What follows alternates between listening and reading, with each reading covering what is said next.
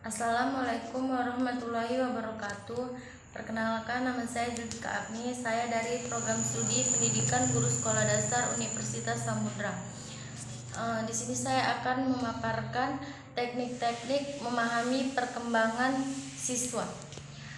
Keberhasilan proses pembimbing di sekolah antara lain ditentukan oleh ketetapan pemahaman pembimbing terhadap karakteristik perkembangan siswa.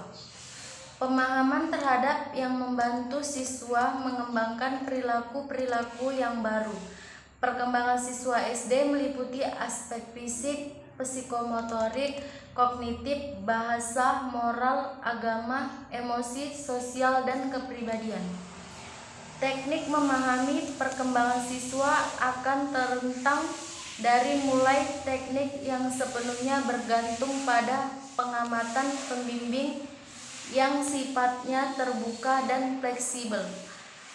Teknik-teknik untuk mengumpulkan data siswa tersebut pada dasarnya dapat dikelompokkan ke dalam dua kategori besar, yaitu teknik tes dan teknik non-tes. Secara keseluruhan, macam tes untuk keperluan bimbingan dikelompokkan dalam 4 kelompok tes, yaitu tes kecerdasan, tes bakat, dan tes hasil belajar. Tes kecerdasan menurut Singgi Ginarsa mengungkapkan beberapa rumusan kecerdasan, yaitu kecerdasan merupakan kumpulan kemampuan seseorang yang memungkinkan memperoleh ilmu, pengetahuan, dan mengamalkan ilmu tersebut dalam hubungannya dengan lingkungan dan masalah-masalah yang timbul.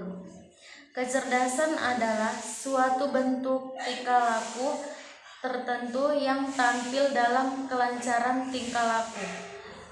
Kecerdasan meliputi pengalaman-pengalaman dan kemampuan bertumbuhnya pengertian dan tingkah laku dengan pola-pola baru dan mempergunakannya secara efektif.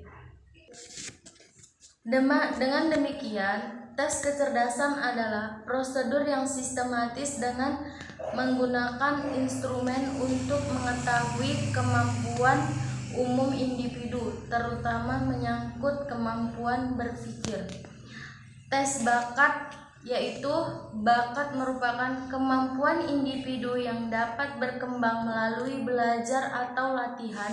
Untuk mengetahui bakat individu, telah dikembangkan beberapa macam tes seperti rekonik, tes bakat musik, bakat artistik, bakat klerikal atau perkantoran, dan tes bakat yang multifaktor.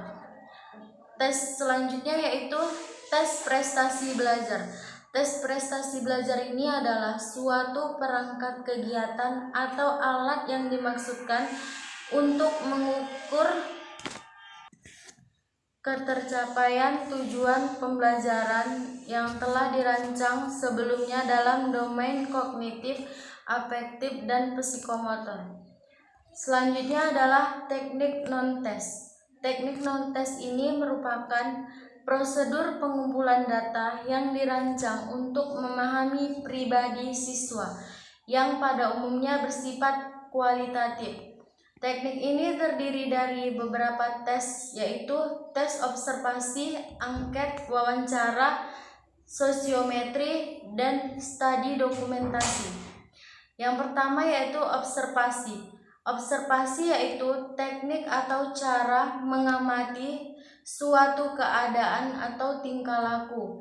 Ciri-cirinya yaitu dilakukan sesuai dengan tujuan yang dirumuskan terlebih dahulu, dirancang secara sistematis, hasilnya dicatat dan diolah sesuai dengan tujuan, perlu diperiksa ketelitiannya. Selanjutnya yaitu wawancara. Wawancara yaitu teknik untuk mengumpulkan informasi melalui komunikasi langsung dengan responden.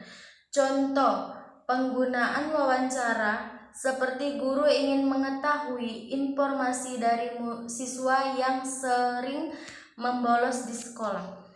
Kelebihan dari tes wawancara ini yaitu dapat dilakukan terhadap setiap tingkatan umur, dapat diselenggarakan serentak dengan observasi, digunakan untuk pelengkap data yang dikumpulkan dengan teknik lain yang kelemahannya yaitu tidak efisien, yaitu tidak menghemat waktu secara singkat, sangat bergantung pada kesediaan kedua belah pihak, menuntut penguasaan bahasa dan pihak wawancara. Selanjutnya yaitu angket. Angket atau kuesioner merupakan alat pengumpul data melalui komunikasi tidak langsung, yaitu melalui tulisan. Angket ini berisi daftar pertanyaan yang bertujuan untuk mengumpulkan keterangan tentang berbagai hal yang berkaitan dengan siswa. Selanjutnya yaitu catatan anekdot, yaitu catatan otentik hasil observasi yang menggambarkan tingkah laku siswa atau kejadian peristiwa dalam situasi yang khusus. Manfaat catatan anekdot ini yaitu memperoleh pemahaman yang lebih tepat tentang perkembangan siswa, memperoleh pemahaman tentang penyebab dari gejala tingkah laku siswa, mempermudah dalam menyesuaikan diri dengan kebutuhan siswa. Yang selanjutnya yaitu ada autobiografi atau karangan pribadi. Autobiografi ini merupakan ungkapan pribadi siswa tentang pengalaman hidupnya, cita-citanya, keadaan keluarga, dan sebagainya, bertujuan untuk mengetahui tentang keadaan siswa yang berhubungan dengan minat bakat atau cita-citanya, guru, keluarga, serta dalam pengalaman hidupnya. Selanjutnya yaitu sosiometri, bertujuan untuk memperoleh informasi tentang hubungan atau interaksi sosial di antara siswa individu dengan dasar penelaah terhadap relasi sosial dan status sosial dari masing-masing anggota kelompok yang bersangkutan.